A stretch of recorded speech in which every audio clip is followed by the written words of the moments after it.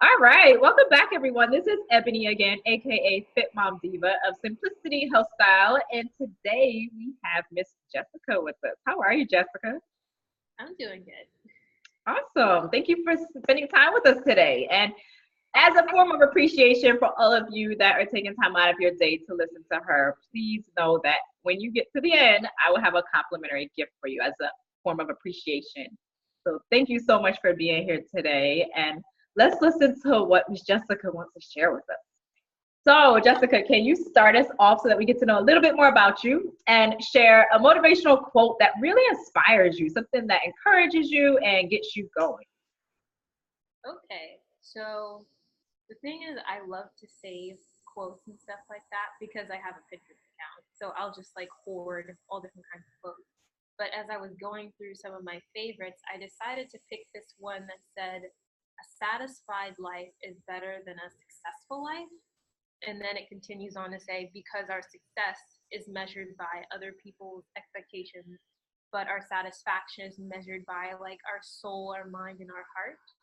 And the reason why I chose that as like my heart song of a quote is because I had to go through this transformation in life where I had to determine that I wanted satisfaction as opposed to success. Because there are people in my life who had great intentions for me as far as like how they wanted my future to look, but it didn't necessarily fit who I was.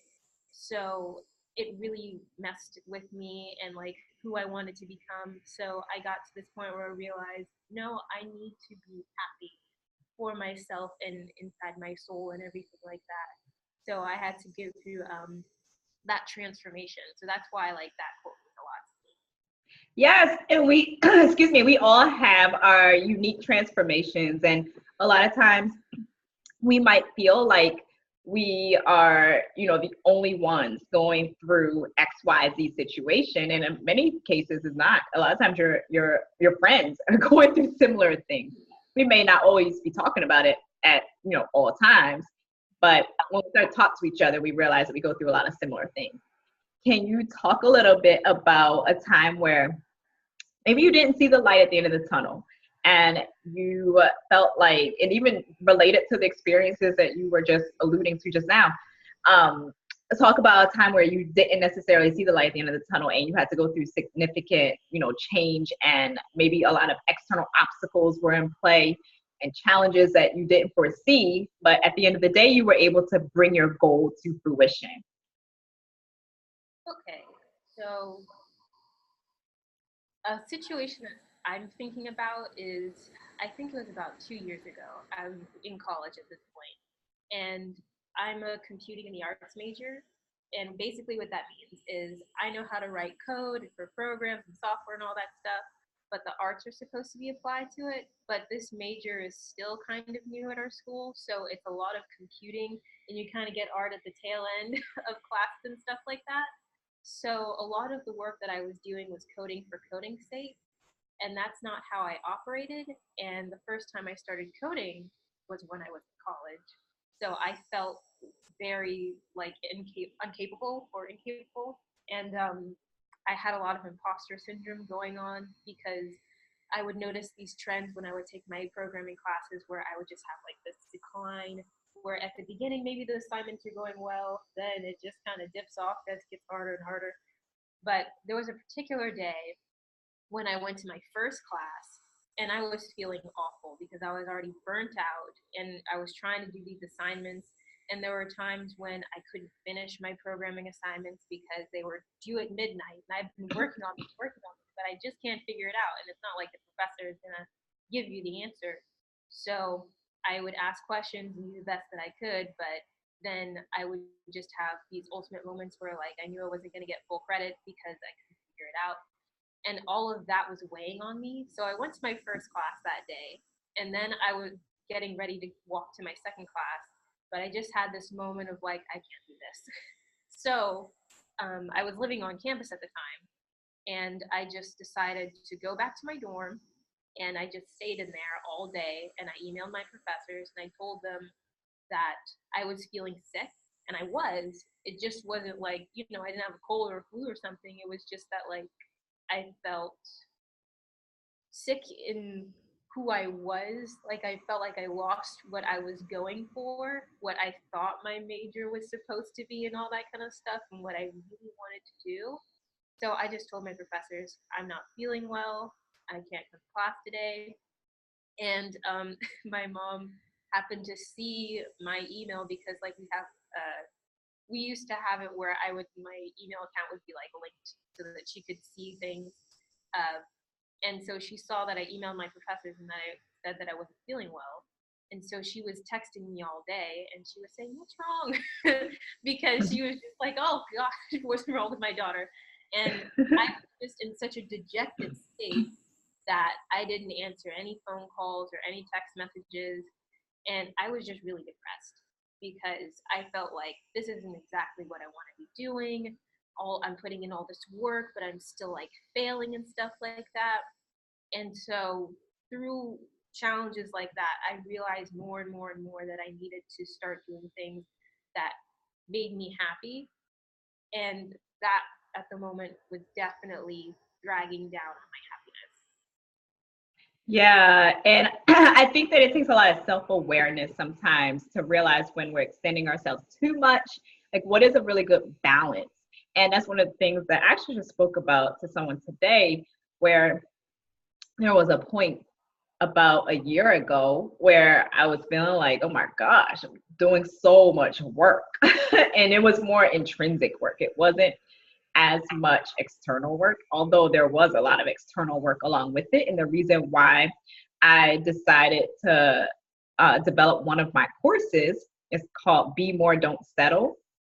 One of the reasons why I decided to create that course is because I needed some sense of accountability to myself to continue doing the intrinsic work. Because I think a lot of times, we may go through life and it's very busy and, we don't necessarily take the time to really think about our own personal growth because we're taking care of other people and, our hands are in so many different directions. So I decided that I wanted to take some time and just really focus on how do I develop myself, based off of all of my life experiences and all the knowledge that I was learning from different people and things and, just looking at where I would like to be. How can I weave all of that together to help myself grow internally and just be a more loving person to the people that are in my, circle. And it was like, man, this is a lot of work. You don't realize how much work comes with really taking a step back and saying, I want to grow. I mean, it's a lot of work. And it could be the same, like you just said, when you're in school or you have a specific business idea, you have a specific project, people may see the end result, but they don't see all the work behind the scenes that got you there. So I think that sometimes we need to celebrate our successes, just like really look back and say, wow, I did all that, and just relish in the moment. Because I think we have a tendency to always look to the future, like the next big thing. What's the next thing I got to do? And you don't realize how far you've come. Can you talk a little bit about a support system? Because having said all of that, it's like you need support so that you don't go crazy. I know for me, if I didn't have other people to help me with other things that were going on in my life, I don't think I would have been able to achieve even half as much. So can you talk a little bit about how people can gain support when they're feeling like, I know what to do, but I don't know who can help me get from point A to point Z. I'm exhausted, I'm tired. How can I gain support? Well, it's interesting because like I have a great support system with like my parents, my family, my brother. But I'll principally talk about my parents because your parents are usually the ones that are guiding you to like, okay, this is how you're gonna do well, trying to guide you the right way. Um, and my mom was the most vocal about that kind of thing. And to be really real about this, I like the arts and I like telling stories. Hence why I was excited about computing with the arts. And I was excited about other things that I could do when I was in my freshman year of college. And I was like, oh, there's studio art majors, there's this and that. But before I began school, I had a lot of like heated discussions with my mom because she was trying to tell me that it would be better for me to be a STEM major. And she was even wary of computing and the arts. And her thing was she just wanted me to be able to have a job and to have like a good salary. And I understand. But my mom gets really assertive when she's trying to explain that kind of thing. And so she'll become really emotional and she's like, don't you understand? And I did understand. But I was just trying to tell her that if I go into this field, that yeah, I may have a great salary and it's a good looking job from the outside, but in the inside, I just feel dead. And so it took transforming for her too, specifically, because in the beginning, I was thinking that I was just going to be a straight up computer science teacher. And my mom was happy with that. But she saw that I wasn't happy.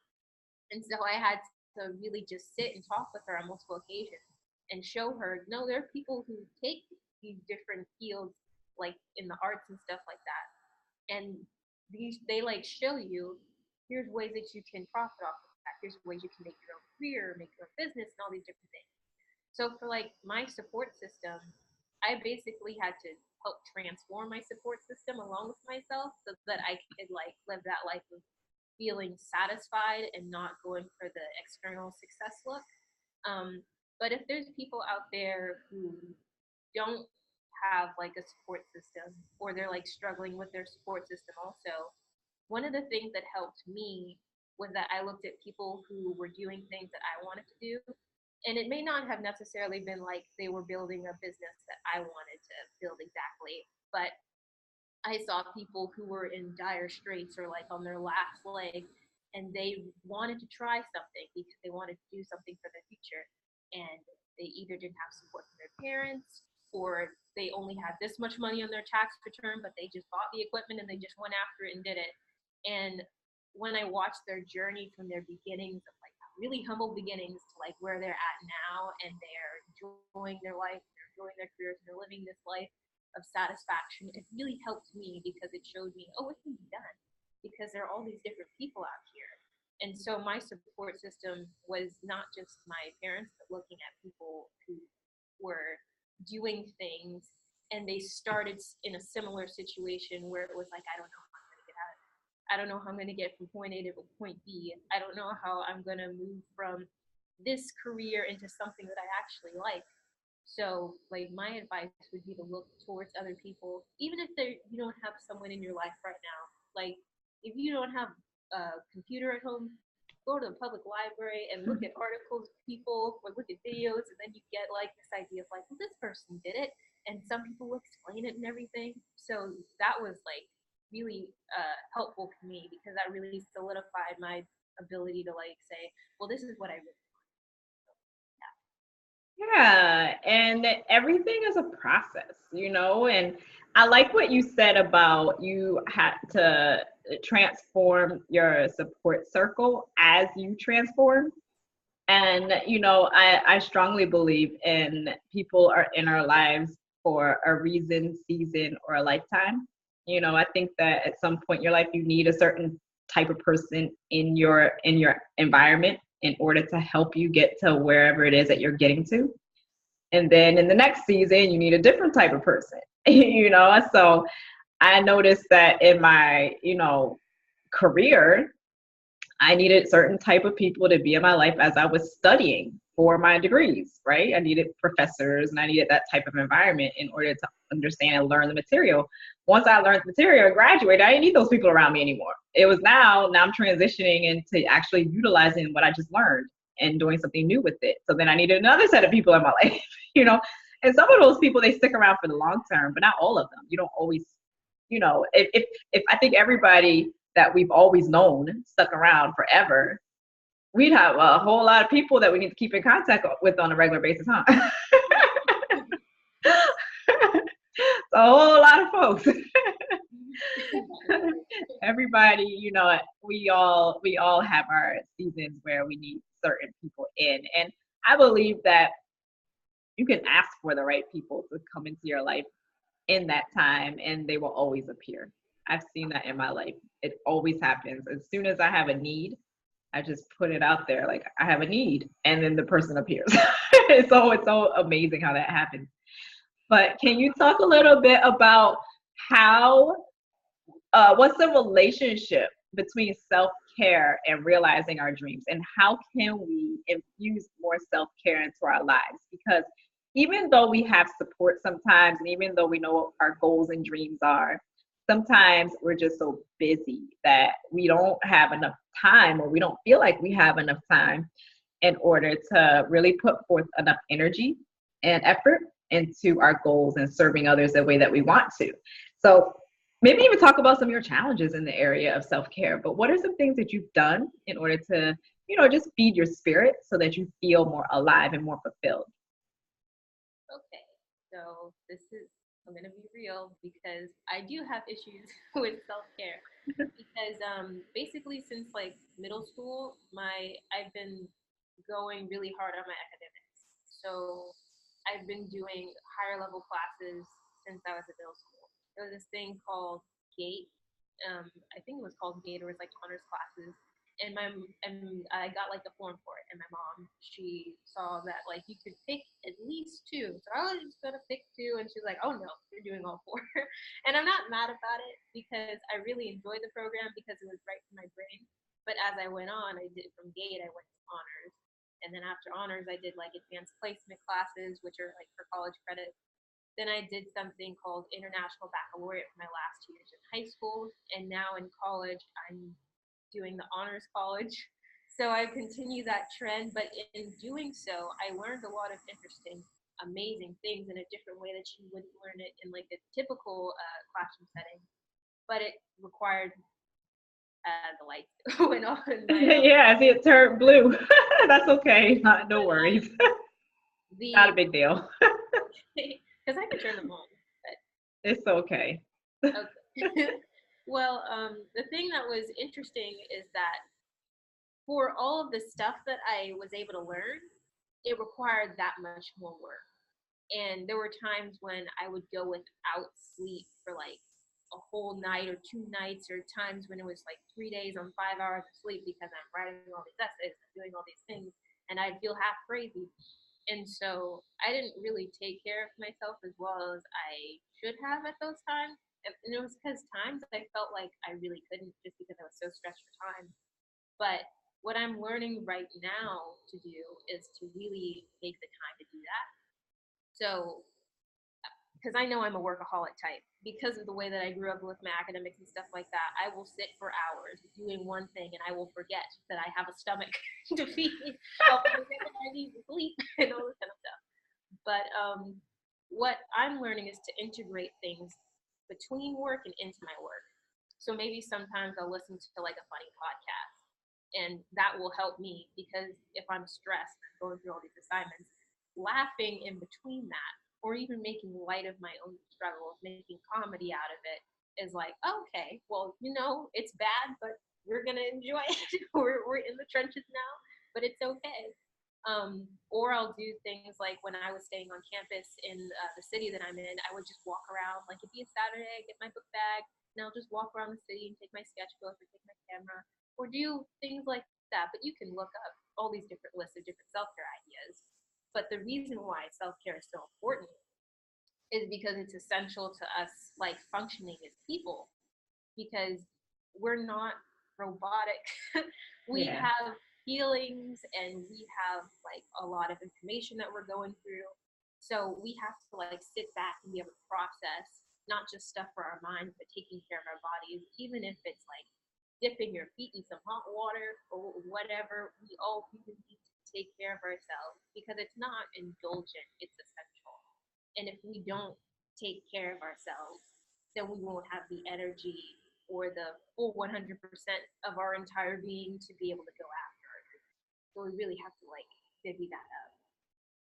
Yeah, and it's so key to understand what lights you up too, because self-care can look so different from person to person, and it's okay. You know, sometimes people will tell me that their self-care is, you know, going for a walk, or somebody else might say it's gardening, and somebody else might say it's painting. Somebody else might say it's going to the gym. Somebody else might say it's sitting down and coloring in a coloring book. You know, it's so different for everybody. But the important thing is to always remember that when you take at least those 15 minutes a day and you build that into your schedule, you're experiencing a level of meaning in part of your day, because so many people work at jobs where they're just there really to collect a paycheck. And maybe it's something that they're good at doing, they've been good at doing it, and they're successful on paper, but it really doesn't fulfill them. They're just good at it on paper, and they're good at it to their peers and colleagues, and so they continue with it, and it's paying the bills, and it's even allowing them to maybe even go on vacations, but it's not necessarily like their purpose or their core fulfillment. So I think that when you can take those moments in the day, then even if it's not a daily thing, if it's not a daily thing, you can only do it one day that week. Don't feel guilty that you couldn't do it any more than that one day. Just do it. All those moments that you add up will still accrue, so that by the end of the year, you've given yourself some moments of just your time for yourself. And I think that doing that allows you to also really relish in the fact of, I'm doing something for myself. And sometimes you're clearing your mind and clearing your soul, essentially, so that you can really think about the things that are really going to fulfill you and allow you to serve other people the way that you really want. And before you know it, at the end of the day, you're realizing your dreams. You're taking baby steps toward it. So self-care to me is a really big deal. For those of you that are listening, though, if you're feeling like, you know, what Jessica and Ebony are saying is just, you know, awesome stuff, I've heard it before, but I still feel stuck. I told you at the beginning of this episode that I would allow you guys to earn a complimentary gift. If you're listening to this and you feel like, oh my gosh, she's saying so much and it sounds so awesome, but I don't have any career direction, I don't know really what my true gifts are. I know some of my strengths, but I'm not fully aware of all of my strengths. I know all my weaknesses. You say, I don't know how to integrate all of my experience and knowledge along with my gifts and talents and strengths. You're troubled in that area and you need a foundation so that we can pull everything together to, you know, transform the way that you're pursuing your career or your lifestyle in general. Please let me know and I will offer you complimentary resources and assessments to help you form that foundation. We all deserve to be our best in this world, and we all deserve to serve others at our best. So I'm giving that to you so that you can get, you know, the transformation process started. Anyone listening to this, if you want to share your experiences also or share your challenges, please reach out to me. I would love to have you talk on one of our future episodes. Jessica, is there anything that you would like to end with? Any words of encouragement that you could give to ladies before we end? Well, there is one thing that I would like to say. Like right now, I'm in my last semester of college, so it's kind of a crazy time. And the next thing after school, at least undergrad right now, is like going to the workforce. And as I'm looking at doing that, and I talked before about how like I've had a transformation with my mom and me. So when we're talking about different jobs and stuff, like I have this computing in the arts major, I have a studio art major, and I have an arts management minor. And I'm doing an internship right now, and it's in publishing, and I'm working for a small publishing house. And does it have a whole lot to do with coding? No, and that's okay.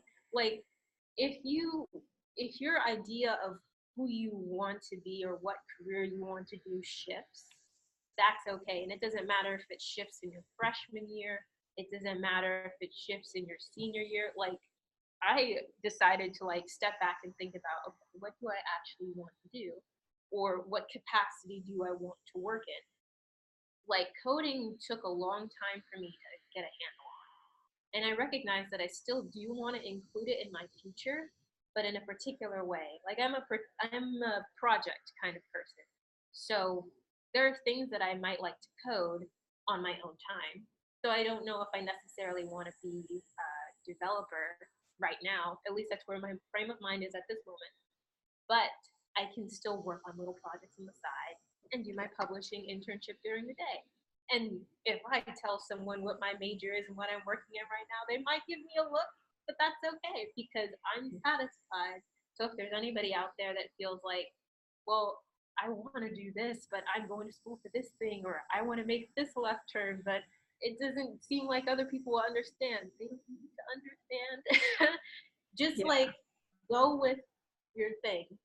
Find your thing. It's okay. It doesn't Yeah. matter what it looks like. Find your thing. Yes, thank you for that. Yes, I am all about people just walking their own path and really just finding their thing and living authentically because you feel so much freer when you do that. And it's amazing how, we go on this adventure to, figure ourselves out. But at the end of the day, if we can say that we were true to ourselves, we just feel better. And we might not have even reached some of the goals that we have planned for ourselves, but you just feel freer as you walk along that path. So thank you for mentioning that. I'm all about that.